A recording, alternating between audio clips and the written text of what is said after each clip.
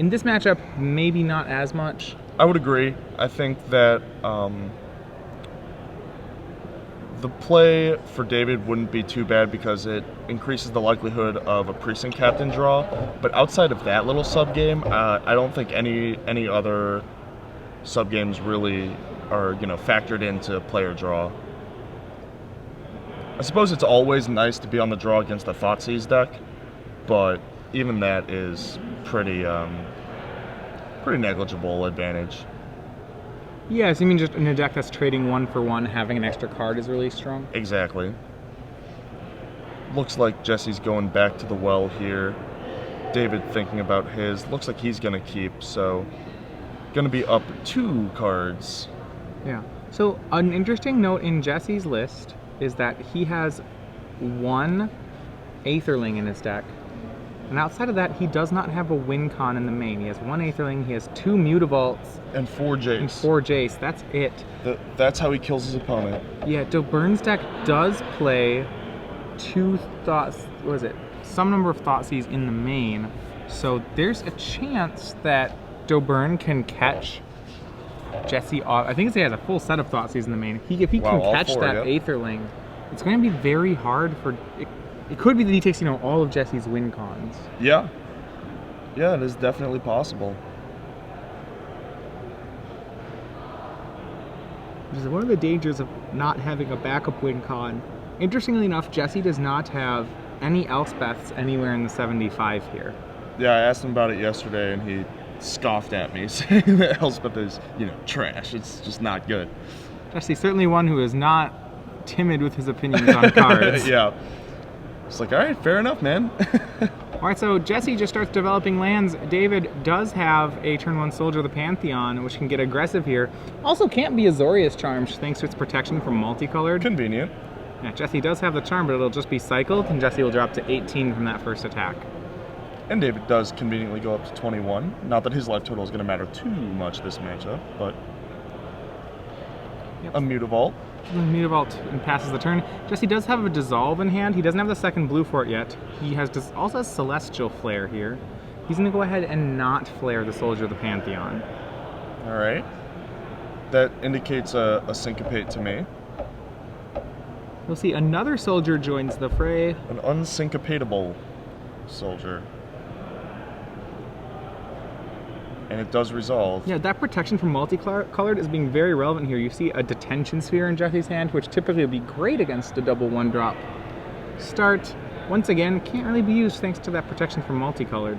Yep, and Jesse forced to Essence Scatter the soldier, buy some time and draw out of his mana woes, but it does not work, and he misses his 4th land drop and is still missing a 2nd blue.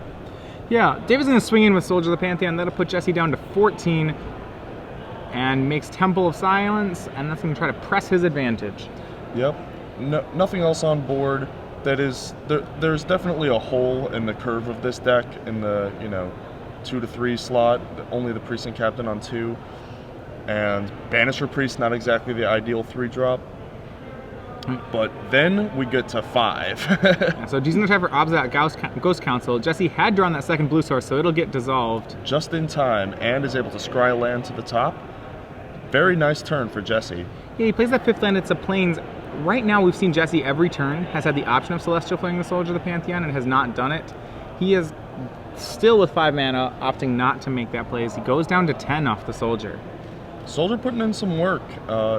Jesse gonna try and catch it up into a Supreme Verdict along with another card rather than spending the Celestial Flare. Yeah, it looks like, so because he didn't play the Celestial Flare there, he was able to Sphinx's Revelation for 2. That puts him back up to 12.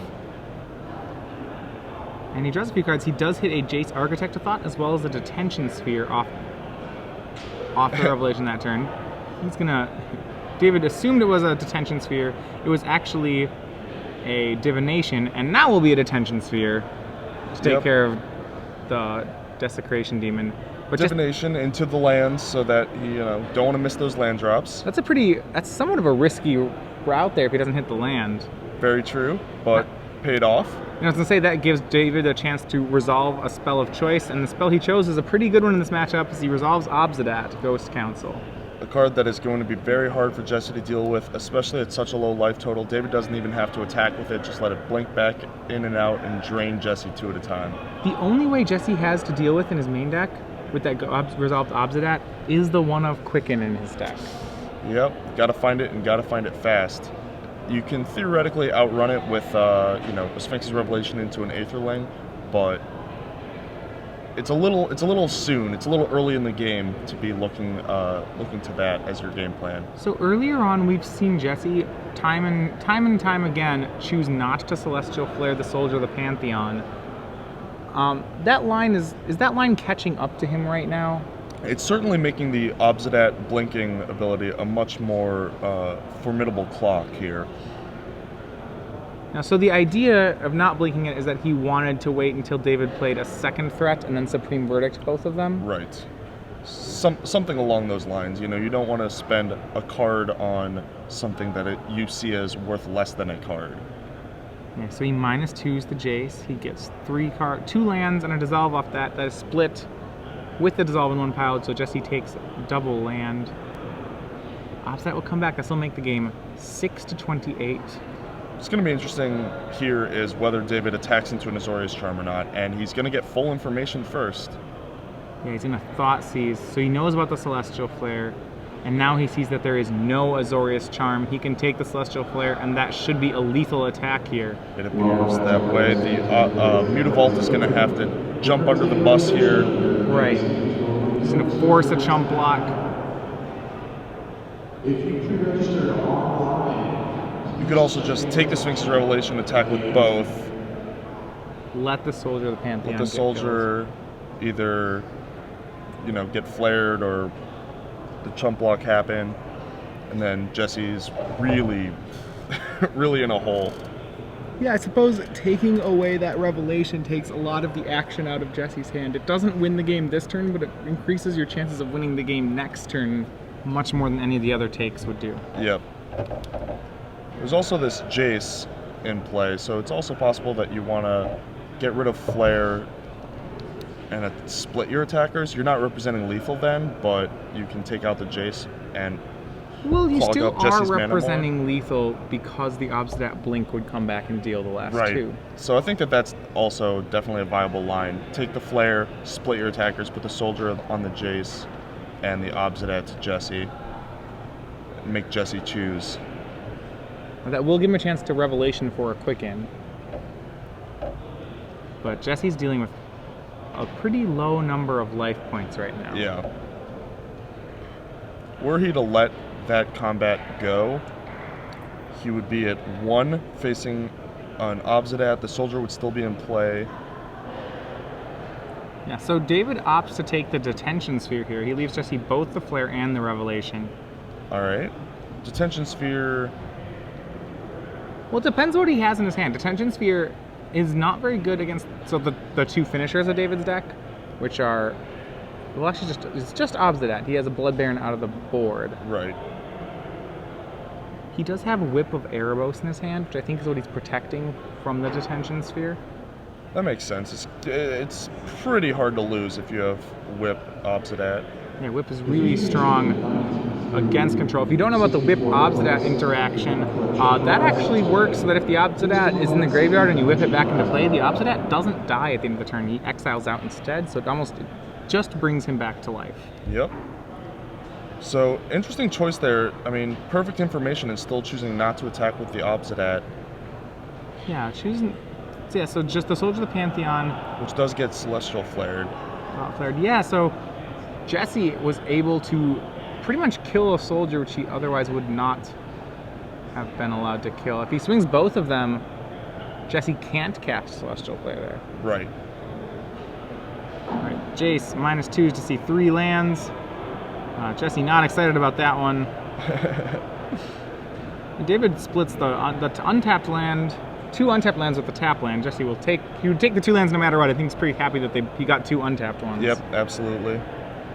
And now he has to figure out a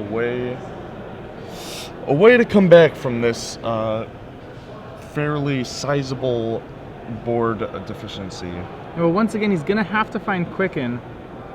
The danger about playing blue-white is that you have to just counter all the Obsidats. Yeah, which is hard to do with Thought Seizes and other cards pressuring you and a lot of your removal being sorcery speed. It's a lot of things to ask for. Which, as you can see here, not entirely sure what the game plan is. Counting to see if he can stay alive. He can Revelation for 5, so he's at 11. Taking 9, so theoretically alive. Yeah, well, he'd take 9, but then the Obsidat blinks out and he would be dead. Dead so the next turn, yep. Yeah, he's got to be pretty careful here. Revelation for 3 and chump with Mutavault. He can Revelation for 3 and hope to hit an Azorius Charm. That's probably one of his best outs here. Yep. I imagine that's what we're going to see. So Jesse drops to 4 on David's turn, thanks to Obsidat. So draw, we see a Banisher Priest Charm from Doberne. He does have a fair number of dead cards in the matchup. But he also has quite a few good ones, such as these multiple Obsidats. Yeah, Obsidat really is one of the best cards against control. Now the question is, how much is he going to swing? He's going to go ahead and swing with the team. So this is a lethal attack. Pretty much both of them. Remember, this is 7 damage here. The Obsidat is going to come back and deal 2 more. So now Jesse is going to be playing off the top of his deck. The question is, how much to cast Revelation for? Looks like he is going to go for 3. No, he's going for the full amount. Full amount. I believe that just leaves him dead here. Well, he's going to go... He's going to go to 2, and then an Obsidat's going to blink out. 2 with an Obsidat, yep. So he's going to have to draw another Sphinx's Revelation. That last card down was an Azorius Charm. I don't think... So it doesn't look like he would have drawn it. And the whip comes down, which... We have Banisher Priest, so just everything. David will commit his entire hand and blink out the Obsidat. Yep, that's a tough spot for Jesse. Yeah, I'm a little surprised that he revved for that for so much there, that he didn't fish for the Azorius Charm. Granted, if he doesn't hit Azorius Charm, he's just dead. Yeah. You could have revved for 2 and leave up Azorius Charm and Mutavault, but that's... at that point, that's hoping to get pretty lucky. Yeah. That might be a little too conservative. So Jesse does have the Supreme Verdict here, but remember, Whip of Erebos is going to do a lot of work. Especially with Jesse at 2, Whip of Erebos can make a lot of lethal attackers. Yes. Well, first things first, Jesse needs to cast a Revelation this turn. He needs to gain life because he's at 2. So any line he has here has to start with Sphinx's Revelation for 1. Which then does not leave him enough mana to deal with the board and the Obsidat attacking. Yeah, I don't think he has... I think he needs a lot more lands to pull out of this one. Yep. And there's actually another Obsidat in David's graveyard, so he's going to have to deal with both of them. The one that got dissolved way earlier. Right, so that could be whipped into play for 2 more damage, so there's no way out for Jesse. He'll be down a game. And that's huge for David to win that game 1, where he has so many dead cards in his deck. Post board, both players are going to clean up, you know, in their sideboarding. They're going to be able to reconstruct their decks as they see fit. But game 1, I would definitely say David is at a significant disadvantage. Yeah, he was able to stick an Obsidat, which is really what he has to do against this blue-white control deck, because it's so counterspell heavy. But once he was able to do so, it was a really tough game for Jesse to be able to win. Yep, Jesse had a couple of mana issues early, and then David just punishing him with Obsidat into Thoughtseize Obsidat. Right. Pretty good sequence. Yeah, so really the idea is to clear the way for an Obsidat and then resolve it in the matchup. Yep. All right, so we're back. Why are we back in the booth, though, after game 1 of our finals? Is it for cupcakes? I wish it was for cupcakes. That'd be great. I think it's for trivia. It's too early for cupcakes, though. That would have to be later. My body doesn't. It's never too early for cupcakes. It's always cupcake time. So we are here for trivia, which is, you know, like the second best thing to cupcakes, I would say. It's pretty cool. So this time, stakes are once again increased. We are giving a whole year. Yeah, we're giving an entire year. Yeah, that is a lot. It's a lot of premium. It's a lot of articles. Premium. Okay, 4-Star City Premium. So we are going to go ahead and go to our finals that matchup here. This is between David Doberne and Jesse Hampton. We're asking about a card in David Doberne's deck. We are wondering what legendary enchantment artifact, okay, that's a pretty big hint, is a one of in David Doberne's black-white mid-range deck. So there's a lot of legendary enchantment artifacts in Magic, so that's gonna be a hard one. If you believe you know the answer to it, answer it with the hashtag SCG Premium, and after the end of our finals, we will announce the winner of 1 year of Star City Games Premium. Yep, make sure that you tweet that at SCG Live with the hashtag SCG Premium. And is it Umezawa's Jite? That's legendary. That's an artifact. I don't know if it's an enchantment. You're close. You got 2 of the 3. All right. I hope we get to see lots of Jite action later today.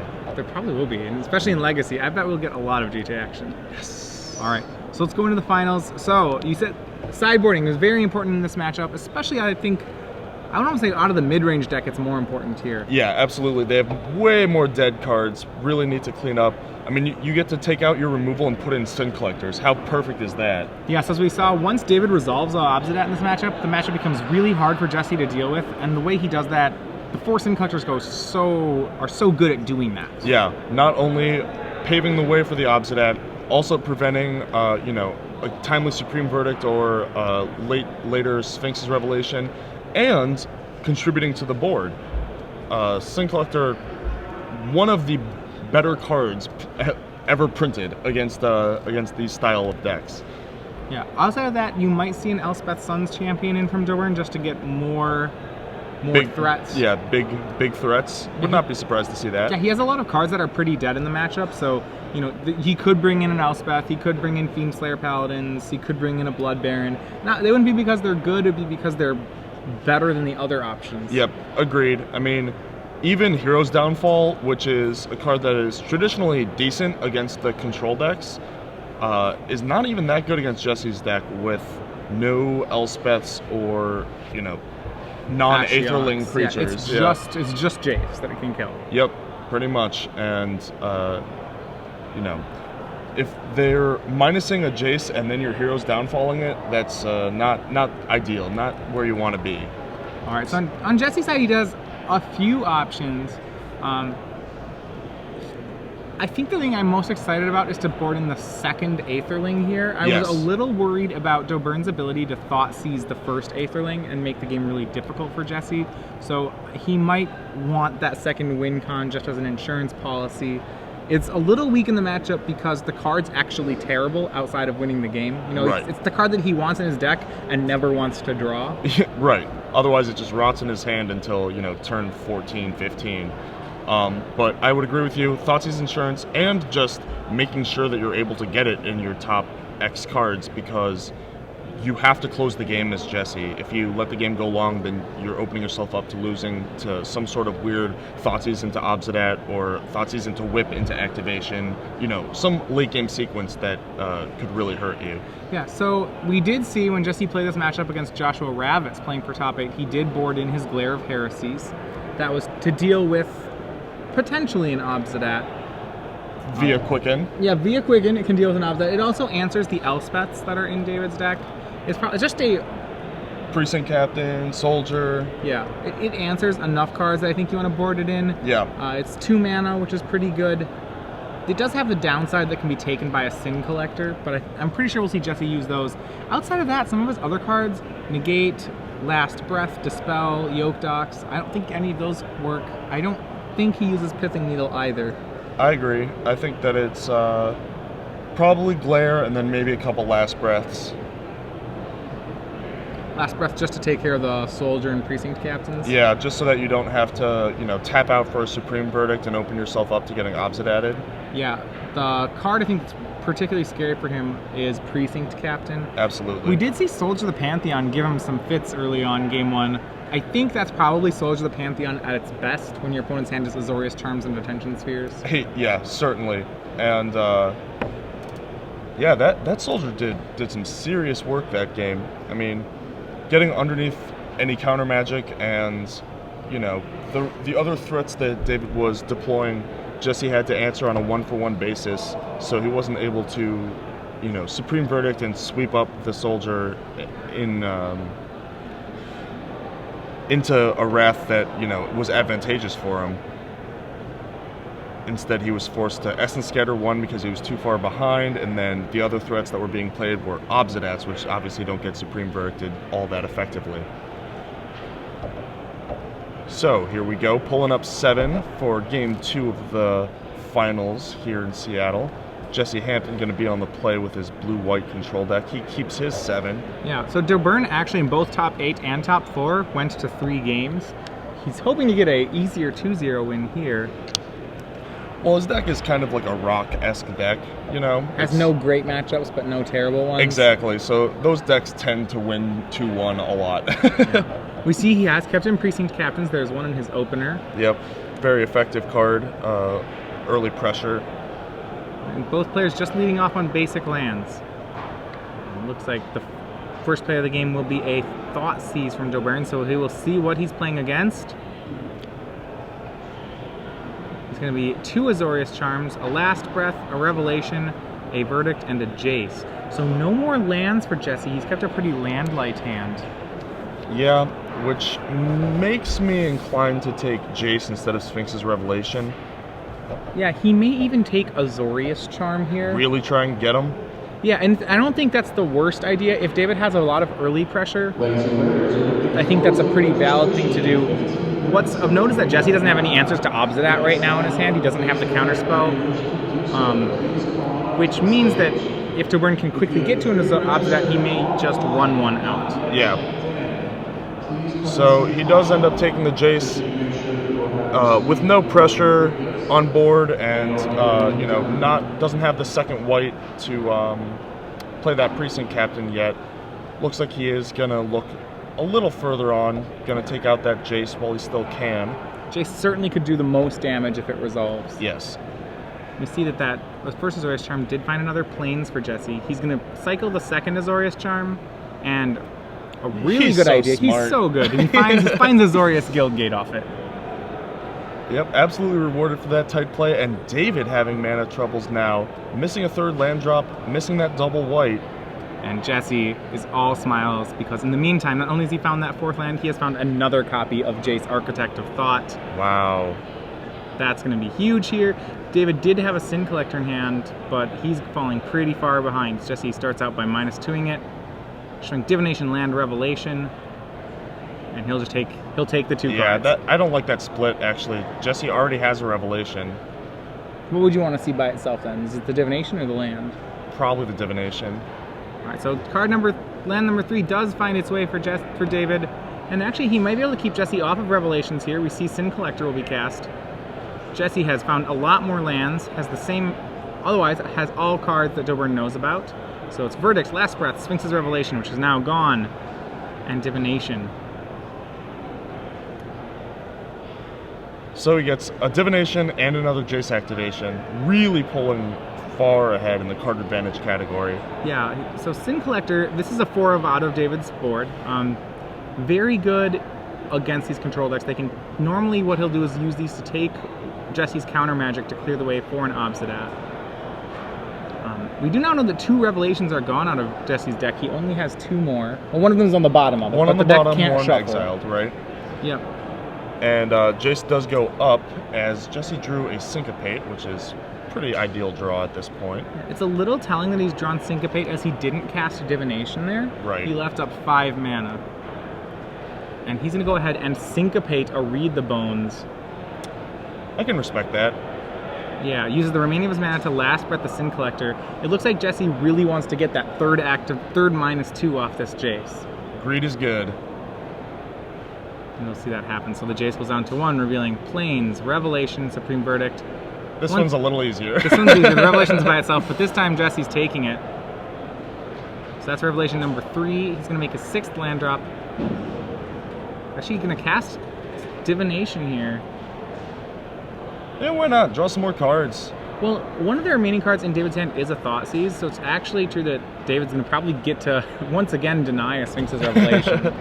I think that Jesse is more than okay in the card advantage department here. Yeah. Without Revelation, he'll have to work a little bit harder to bury the game. Remember, Jesse's deck is so light on win cons. It's just the one Aetherling. Yeah. That sometimes he does need that Sphinx's Revelation. We will see. It shouldn't be the worst. We'll see how he does without it. His hand is all lands, a verdict, and all lands in a verdict. The Revelation is certainly taken. So definitely not the greatest sculpted hand from Jesse, but yeah, how do he's up so many cards that it's still going to be an uphill climb for David, I think. It is, but it's an uphill climb that he might be able to manage. Right now, he's able to resolve Read the Bones, and despite the fact that he's down, Jesse has no real control presence right now. Yep, that is true. He is going to get one more activation out of that Jace. Read the Bones is going to split 1 and 1. Yeah. Well, he might get one. He may say Hero's Downfall happen. The scariest thing is that Jesse has no answer to Doberne just slamming an Obsidat next turn. Yep, that is true. Looks like a Jace for Jesse. Yeah, that was the draw for the turn. So Jesse with at least 3 more lands and a Supreme Verdict that we know about. But now we're reaching... Now David gets to play. David gets to play Magic now. He's going to lead off with Sin Collector. That'll take the Supreme Verdict, showing the 2 lands and the Jace in Jesse's hand. So with only 1 Sphinx's Revelation remaining in Jesse's deck, what does he dig for here? Aetherling. Alright, so 3 cards. Shows Glare of Heresy, land, and dissolve. Jesse needs the dissolve in case an Obsidat shows up, so he's going to take that off the first Jace. Now he has to navigate around the Sin Collector on the board with the second Jace. He can't just -2 it right away. Yeah. Well, he might. He still may do it. Yeah, you might want to do it for value for Hero's Downfall. I think that David's choked enough that you can just plus it here, and if he spends his turn Hero's Downfalling, then you're fine with that. Yeah, he's going to go ahead and plus it, make another land drop, and pass back, but Jesse's not closing out the game as well as he could be. No, he's certainly not in a commanding position. Just up a bunch of cards, but not much to do with them yet. Yeah, and this is really where I like what the black-white strategy is against control. It has so much pinpoint removal, and the control decks are so... Ooh, they're so light on action. This is not uncommon. Yeah, that whip is a must counter for Jesse. Whip of Erebos gets dissolved. Jesse does keep his card on top.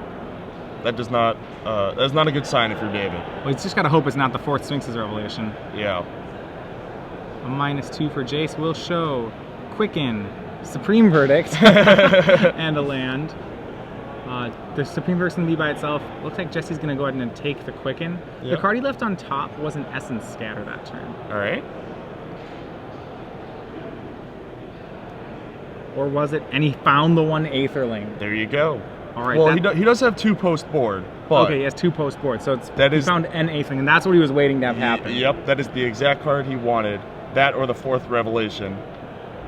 And so many business spells for David. He knows what's happening here. That he had a really good window, but all these cards don't do anything anymore. Yeah, the game was that David needed to resolve something like an Obsidat before Aetherling hit the table. He was not able to do so, and now he's on a 2-turn clock. Yep. Lifebane Zombie is an interesting card to see in David's deck post board. Just an unblockable 3/1 that gives you a little information. Yeah, and I think that comes from the fact that there are a lot of creatures that aren't very good post board in David's deck. A lot of just cards even. He has Doomblades and Ultimate Prices to get rid of. Banisher Priests. Hero's Downfalls even. Yep. And Jace is going to go ahead and -2 off the battlefield. It'll turn into a Celestial Flare. 2 lands are shipped to the bottom. But the big thing is going to be this attack for 8 by Aetherling. Yep, it is the old 2-turner from Aetherling. Another Jace, that works too. So I think Jesse's actually going to, go with a 3-turn clock in this Aetherling. Yep, be a little more conservative. He's got some counter magic, might as well. Yeah, there's nothing he's particularly worried about right now.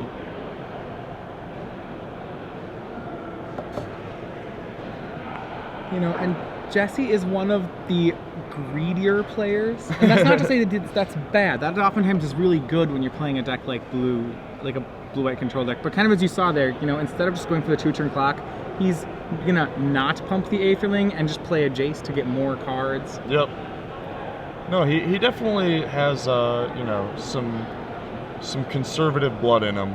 Yeah, he has a very I think among a lot of the high-level players, Jesse has one of the more distinct styles of play. Yeah, he's a very stylistic player. Yeah, I've oftentimes heard people say that he literally plays around everything, and that's not to say that all good players play around spells, but he sometimes takes it to the next level. Yes. All right. He's a member of the Martin Juza School of Magic. Just actually don't, just be as greedy as possible, draw more cards, don't win. All right, so we see Lifebane Zombie took Jace down to 3. Jesse's draw for the turn was a Divination. Which means he snap draws more cards. Of course. What else are you gonna do? What else are you gonna do? That is what the deck's supposed to do. Even once you resolved an Aetherling, there's no, never too many taking cards. his time attacking with it. Never too many cards. So but if I kill you, I can't cast more Divinations. Well, what this lets him do is that David's at 10, so he can just spend 2 mana, pumping Aetherling to a 5. Or even right now, just 4 if he doesn't want to spend the mana. He can make it lethal next turn. Yeah. Yep, just get your hit in, blink it back out, have some counter magic up. And he's going to go ahead and make it a 5/6. So a 5 damage in. And Jace will be plussed, Aetherling's in play, and then he'll pass back. He has a slew of counter spells now in hand. And that'll do it. Jesse wins game 2, and this will send our finals on to a game 3. It always has to be this way. Well, David hasn't won in 2 games yet, so I don't see why he would start doing it now in the finals. Yeah. Well, that game went basically according to plan for Jesse. David definitely stumbled, missed that 3rd land drop for 2 turns, which was vital as he had Sin Collectors that he wanted to deploy. That came a little too late. Jesse had already begun the snowball, and even though they did take out a Revelation, the Jaces were already in play at that point. So to me, that showed both the strength and the weakness of Jesse Hampton's blue-white build there. So start with the strength. He was really like a good Revelation deck supposed to. He was able to close out the game, and his ability to deal with threats was really high in that game. His control spells are really good. I think the weakness we saw is that he really is susceptible to counterplay from Thoughtseize and Sin Collector. Yeah, the pinpoint discard can really poke holes in Jesse's curve in his game plan. There was one point at which David had 3 lands, and I think Jesse had 7 or 8, and I was very worried that Jesse had actually just lost the game. Yeah, and it was still extremely close. Right. Granted, at those points, he's always one top-decked Aetherling or Sphinx's Revelation away from winning, but he still has to find one, and those are, it's like the cards that matter in the late game situation are 4 Jace, 4 Revelation, 2 Aetherling, and that's really it. Yeah. He's just buying time till he finds those. So when those get Thoughtseize early or Sin Collected early, sometimes he can stall out. Yeah, he can certainly peter out. He does have some redraws with Divinations and the Quicken, lots of control cards, but you hit a patch of lands when you need to close a game out. You let these decks back in it. They will take advantage of that opportunity. All right, so we see a little bit of re-sideboarding, it looks like, from the players. Yeah, we did see Last Breath. Not sure on, the number that Jesse brought in, but he definitely has at least 1. Yeah, and it might be in this matchup, a card like Detention Sphere is a 3-mana sorcery that does the same thing that a 2-mana instant could do. Right. Which is why you might see Jesse switch up what his control cards are. Yeah, at least like a hedge between them a little. Right. You still want D-Sphere for, say, Desecration Demon, or if a Whip resolves, you're gonna need that Detention Sphere. Yeah, but if you're under pressure, Last Breath is definitely a more efficient option. I think Whip is the only card you actually need it for. His other things like Supreme Verdict and Azorius Charms are probably enough to take care of Desecration Demon here. That's fair. So yeah, he does have up to 4 Last Breath. I doubt he's played all 4 of them. Yeah, I don't think so either. When you think about the cards that he doesn't want to touch in the matchup, he wants to keep every single piece of card advantage in. So that means the 4 Jace, the 3 Divination, the 4 Revelations are all certainly still in the deck. Absolutely. You need those 2-for-1s against a 1-for-1 deck. As well as the 1 Quicken. It's actually very good in this matchup, as it gives him... Remember, the Quicken is the only way he can deal with an onboard Obsidian if it ever resolves. Yep. Having that sort of backdoor out to an Obsidian is nice, and it allows you to hold up counter magic for the Obsidat, and if David plays, say, a Desecration Demon instead of an Obsidat, then you can, quicken out a Divination and then untap and Detention Sphere it and still leave up your counter. So Quicken good against both sides of Obsidat, which is certainly one of the key cards from David. All right, so we are going on to game 3. David Doberne will be on the play, and so David is the aggro deck in this matchup because he can't go late. Now, there's kind of 2 ways he can aggro here. The first one is he can actually play aggro creatures. And the second one is that he can take apart Jesse's hand and resolve an Obsidat. The second one seems like the more likely route to victory here. I would agree with that. I think poking holes in Jesse's hand with the pinpoint discard and then landing something key, such as an Obsidat or even a whip, is going to be the more consistent way to win. I think that if you're going to try and curve out against Jesse, then you're opening yourself up to losing to a Supreme Verdict off the top. So he's hoping for something like a Thoughtseize into triple Sin Collector hand. Yes. Thoughtseize into Sin Collector into Obsidat is ideal. All right, so we are underway. Game 3 of our finals here. Both players start off on a tapped land. David's was a Temple. He got a Scry off it, and he's going to start with that game plan on a Thoughtseize. So we see all card draw from Jesse. This is Jesse's nut draw. His just only card draw. Just 2 lands, 2 divinations, 2 Jaces, and a Quicken. It's also a pretty Thoughtseize proof hand. It's very hard to Thoughtseize against a divination hand. Against 2 mystery cards, right? Right. So we saw there David took a divination off the Thoughtseize, and Jesse got off pretty good. He made he did not get hurt very much by that Thoughtseize. Yeah, not at all. And what looks like happened there is that he took the divination because he's planning to Sin Collect the next divination on this turn. All right, and try and get him at the kneecaps there, get him Yeah, he wanted to get both divinations before Jesse could cast them, and Jesse's draw another card draw spell. It was Sphinx's Revelation. So now you're at a bit of a crossroads here. I mean, the Revelation is going to bury you late, but the divination is going to make it so that Jesse can get to that point.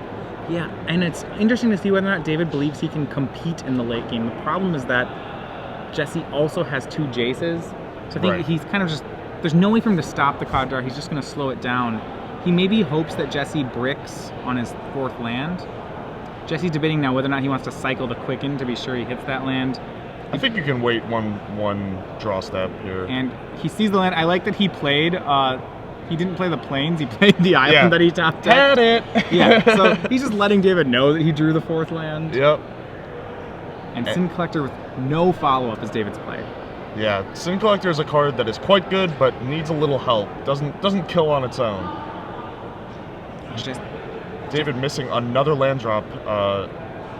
Missing land drops in game 2. Now missing his 4th land drop with a Desecration Demon in hand. Missing his 2nd white with a Precinct Captain.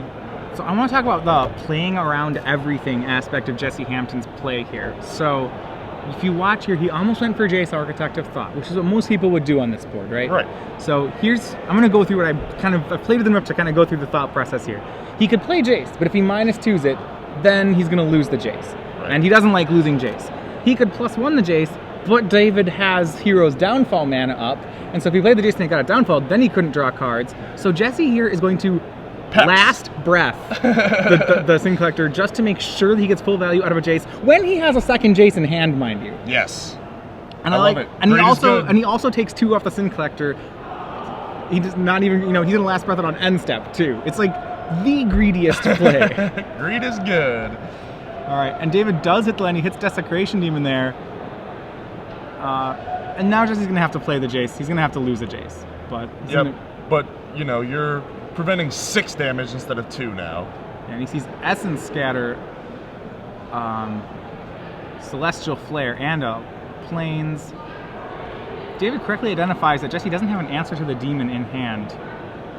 But Jesse is the player to take 2 cards over 1 card pretty much every time. 2 cards is more than 1. Yeah. It doesn't take a scientist to figure that one out. The opponent has a 6/6 in play. Jesse has no answer to it. He's like, oh, but this one's 2 cards. Yeah, but I could be up another card. And, all right, another Thoughtseize will hit. So sad now is Jace, Dissolve, Quicken, Essence Scatter, Revelation. Huh. So what now? You just take I like. Revelation and attack Jace? I still can't believe that on that turn 4, Jesse plays around a possible hero's downfall, Yeah. which he doesn't know about. Instead of just playing the Jace. Very conservative play, very stylistic. Very much so.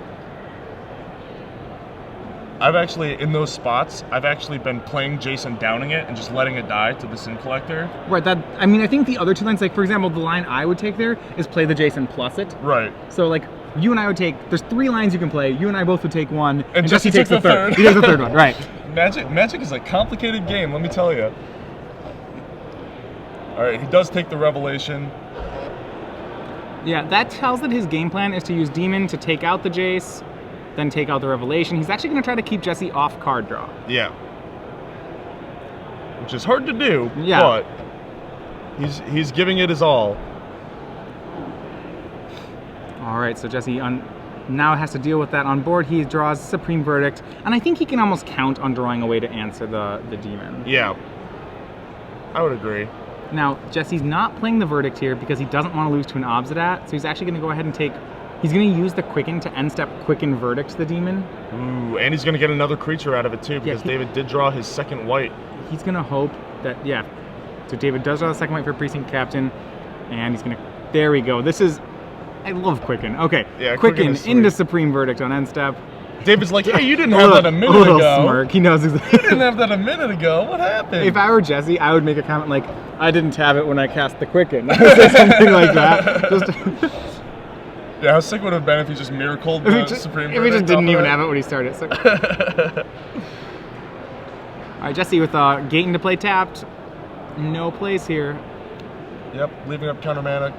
Can't succumb to an Obsidat. I'll tell you that you will not see Jesse take down counter. Like, he will take 8 points of damage here before he takes down counter magic. Yes, absolutely. Well, he correctly identifies Obsidat as the card for the rest of this game. All right, so he's going to make Jace here. He does have the Essence Scatter in hand. Yep. He's going to go ahead and plus the Jace. And it does get downfall. Yeah, that's a situation that's unfortunate for Jesse. I don't think he can't actually play around that because he's leaving up the mana to counter an impossible Obsidat, which, David does have. Yes. I mean, it's also possible Jesse could have minused there. Just played it as a draw 1 And, draw 2. if Precinct Captain attacks the Jace, then you're not getting a soldier token. If it attacks you, then you still have a Jace. I'll tell you that making a play of Jace minusing it into a 2/2 is a play that you will never see Jesse Hampton I know, make. and I do it all the time. That is resigning yourself to only getting 1 or maybe 2 cards off Jace. That is not enough cards. Yeah. All right, so Swords of the Pantheon puts on more pressure. It's going to force Jesse to Verdict here, which he does have. And now the turn is Still back. living up Scatter. Yeah.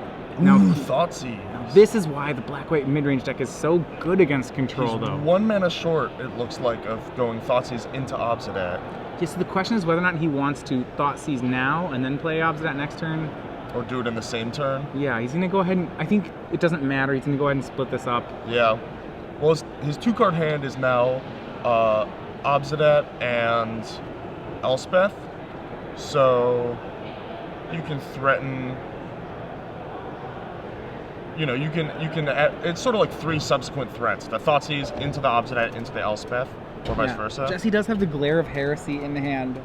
For the Elspeth. Yeah, now he's debating whether or not he wants to negate the Thoughtseize. He knows that means land Obsidat will just kill him. But he doesn't really have a choice here, right? Because if he doesn't, then the Thoughtseize just takes the Scatter and he plays the... And then land Obsidat still kills him? Yeah. I think he plays the negate as a result. Yep.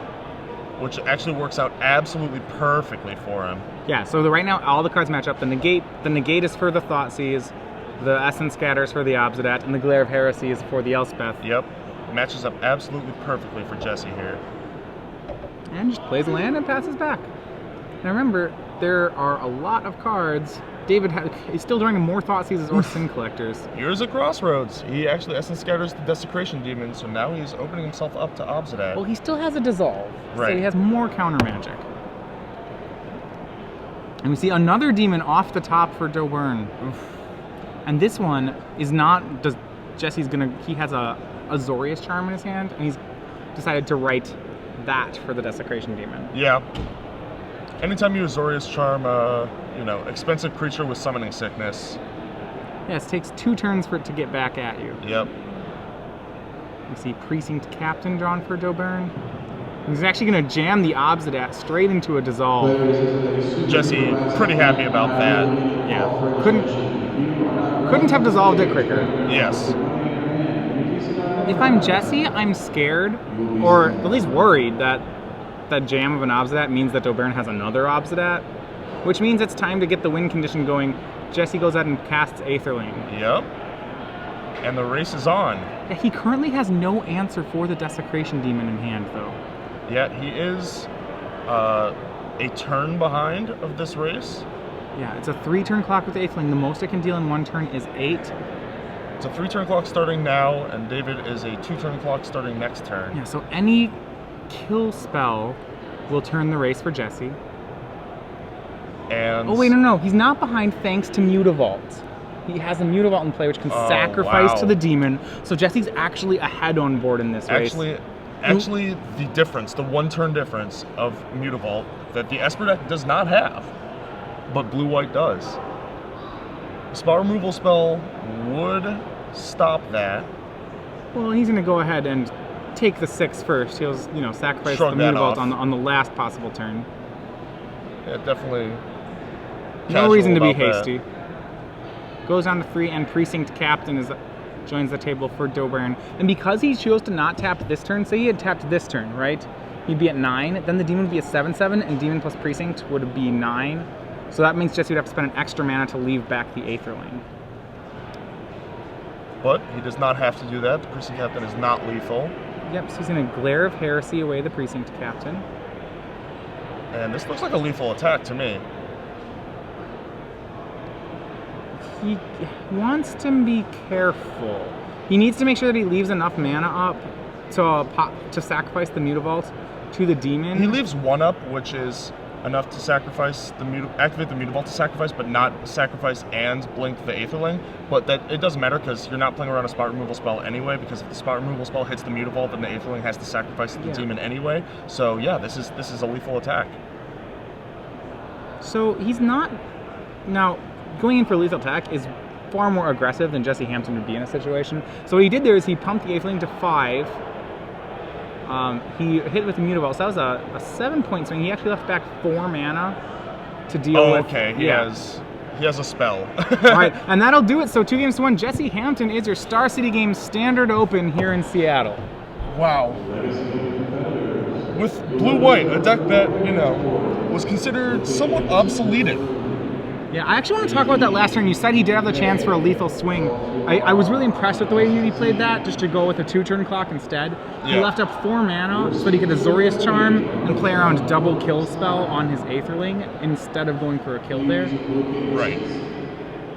Were that card a land, he wouldn't be able to play around a spot removal spell on the Mutavault anyway, and you should just go for the lethal attack that turn because you stop 1 draw step. But with the Azorius Charm for the demon, it's much more of a safe situation to just wait the extra turn, save up the mana so that your Aetherling doesn't die, and then go for the kill the next turn. Yeah, sure enough, kill him next turn. All right.